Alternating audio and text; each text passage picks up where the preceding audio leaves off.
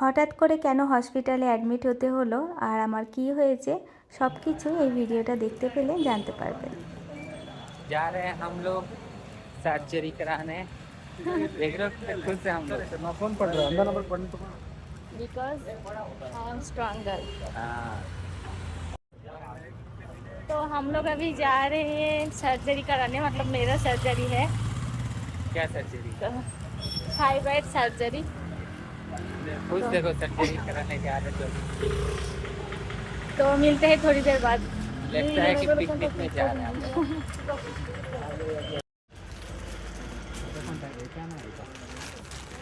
তো এতক্ষণ বুঝতেই পেরেছেন যে সার্জারিটা ছিল আমার ফাইব্রয়েড সার্জারি। তো আমরা বেরিয়ে পড়েছি হসপিটাল যাওয়ার জন্য। তো প্রথমে আমরা যাব ম্যামের সঙ্গে দেখা করতে ম্যামের ক্লিনিকে। তো প্রথমে ওখানে গিয়ে কিছু আমাদের ডাউটস আছে সেগুলো ক্লিয়ার করে নেব। তো ম্যামের সঙ্গে দেখা হয়ে গেল, এবার বেরিয়ে পড়লাম হসপিটাল যাওয়ার উদ্দেশ্যে। তো রাস্তায় দেখলাম কোকোনাট ওয়াটার পাওয়া যাচ্ছে, তো সেটাই খেয়ে নিলাম একটু। ফাইব্রয়েড জিনিসটার সাথে অনেকেই পরিচিত, আবার অনেকেই পরিচিত নয়। তবে আমার হওয়ার পর আমি যতটা জানতে পেরেছি আপনাদের সঙ্গে ততটাই শেয়ার করতে পারবো, কারণ আমার এই সব জিনিসে অতটাও জ্ঞান নেই। ফাইব্রয়েড এখন নাকি প্রায় 80% মেয়েদেরই হচ্ছে। আপনারা অনেকেই সিস্টের সঙ্গে পরিচিত, তো যেমন সিস্ট সেই ধরনেরই হচ্ছে ফাইব্রয়েড, তবে এটা একটা শক্ত মাংসপিণ্ড টাইপের, মানে টিউমার ধরনের, কিন্তু টিউমার নয়। তবে হ্যাঁ, এটা কোনো ক্যান্সারের আকার নেয় না, সেই রকম কিছু ক্ষতিও করে না। তবে হ্যাঁ, কারো কারো পিরিয়ডস লেটে আসতে পারে, কারোর হেভি ব্লিডিং হতে পারে, এরকম কিছু প্রবলেম দেখা দিতে পারে। তো যাই হোক, আমার ফাইব্রয়েডটা হঠাৎ করে সার্জারি করা হয়েছিল এই কারণেই, যখন দেখলাম আমার ফাইব্রয়েড আছে, তার উপরে একটু সাইজটা বড়। তো প্রথমে তো নর্মালি একটা গাইনোকোলজিস্ট দেখিয়েছিলাম, সেখানেই ধরা পড়ে। তারপর ভালোভাবে রিসার্চ করে দেখলাম যে ব্যাঙ্গালোরের বেস্ট গাইনোকোলজিস্টের, তো 3টে পেয়েছিলাম, বেস্ট 3টে ডাক্তার। তার মধ্যে আমরা 3টেকেই দেখিয়েছি।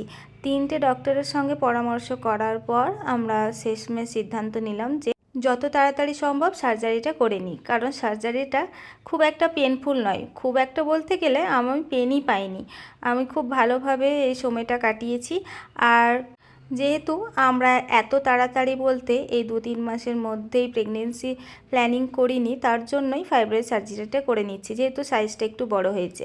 তো নর্মালি ডক্টররা বলেছিলেন যে প্রেগনেন্সি প্ল্যান থাকলে নিতে পারেন, একদম শেষের দিকটা একটু প্রবলেম, মানে কি আর্লি ডেলিভারি হতে পারে, মানে একদম শেষের দিকে।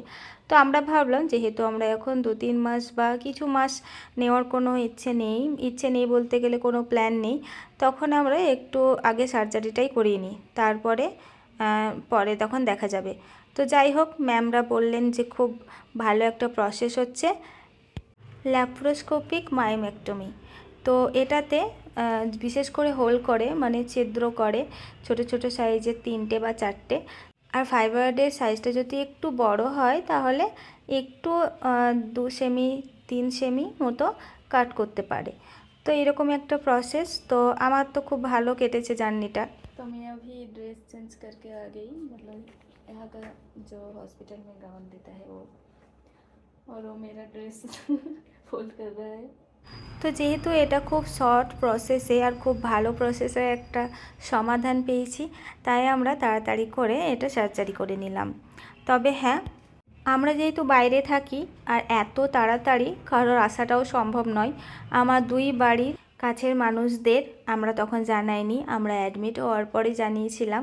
আর সার্জারি টাইমটাও আমরা জানাইনি। আমার সার্জারি হয়েছিল একদম আর্লি মর্নিং, ওই 6টা 10 মতো আমি ওটিতে গেছিলাম। আর আমার বাড়িতে, মানে আমার 2 বাড়িতে জানিয়েছিলাম যে আমাদের সন্ধ্যে 6:30টার সময় সার্জারি হবে। আর কিছু পরিস্থিতি এমনই ছিল যে আসাটাও সম্ভব ছিল না ওনাদের। আর আমার পাশে আমার ভালোবাসার মানুষটা যে সব রকম ভূমিকা পালন করেছে, আমাকে একটুও মন খারাপ করতে দেয়নি, প্যানিক হতে দেয়নি। দেখতেই পাচ্ছেন আমরা কত সুন্দরভাবে জার্নিটাকে কাটিয়েছি। এমনকি আমি নিজে তো প্যানিক হইনি, তার উপরে আমি তাকেও কোনো রকম মন খারাপ করতে দিইনি। আর আমাদের বাড়ির কাউকেই কোনো টেনশন হোক, কোনো মন খারাপ করতেও দিইনি। আমার সার্জারিটা প্রায় 2 ঘন্টা আপ মানে 2.5 ঘন্টার মতো লেগেছিল।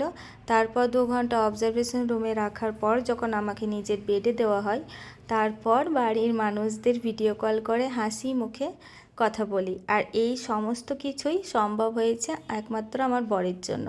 আমার বর নিজেই কোনো রকম এই রক্ত ইনজেকশন এইসব দেখতে পারে না, তারপরও আমাকে এতটা মেন্টালি ফিজিক্যালি সাপোর্ট করেছিল, যার জন্য এই সুন্দর জার্নিটা কাটাতে পেরেছিলাম। আর এখানে সকালে টাইম হয়ে গেছে ওটিতে যাওয়ার, তাই আমরা ব্রাশ করে নিয়েছি। ব্রাশ করে নেওয়ার পর আমি রেডি হয়ে বসে আছি যে আমাকে নিতে আসবে কিছুক্ষণ পর। আর হ্যাঁ, ফাইব্রয়েড আছে কি না সেটা বোঝার মতো সেই রকম কোনো লক্ষণ কিন্তু নেই। ওই আপনার হয়তো পিরিয়ডসের একটু লেট হতে পারে হতে, আর না হলে পেটে ব্যথা হতে পারে। তো এটাই হচ্ছে প্রবলেম। তো আমার সেরকম কোনো প্রবলেম ছিল না। নর্মালি হেলথ চেক আপ করতে যাওয়ার পর জানতে পারি এটা হয়েছে। তো এটাকেও আমরা দুজনে খুব ভালোভাবে বাইরে থেকে সুন্দরভাবে কাটিয়ে নিলাম, আলহামদুলিল্লাহ। আপনারা সবাই আমাদের জন্য দোয়া করবেন, আমরা যেন সমস্ত ভালো সময় খারাপ সময় একসঙ্গে কাটাতে পারি। আর হ্যাঁ, ব্যাঙ্গালোরে ট্রিটমেন্ট থেকে শুরু করে সার্জারিতে কীরকম খরচা, হসপিটাল চার্জ কেমন, এই সমস্ত কিছু পরের ভিডিওতে আপনাদের সঙ্গে শেয়ার করার চেষ্টা করব, যাতে আপনাদেরও সুবিধা হয়। আমার ভিডিওটা ভালো লাগলে অবশ্যই লাইক শেয়ার কমেন্ট করবেন আর আমাদের জন্য দোয়া করবেন। আল্লাহ হাফিজ।